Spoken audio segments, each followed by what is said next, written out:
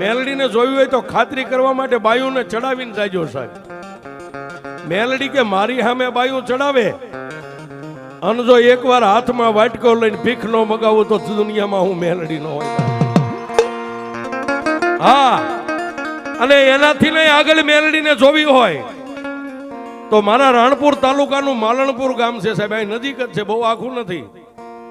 આ બધાને ભગવાન માતાજીએ ગાડીઓ આપી છે. કાલે જાજો, મેલડી કેવડી હોય, મેલડીનો પાવર કેવડો હોય. ઈ માલણપુર ગામની માલબાઈ એક દી આવી રીતે માંડવો હતો અને એક પરદેશી માલધારી માલ ઢોર લઈને નીકળેલો અને માતાજીના ડાકલા વાગતા એટલે આવી. જેને કોઈ આમંત્રણ નથી આપ્યું, કોઈની ઓળખાણ નથી, પરદેશી માણસ.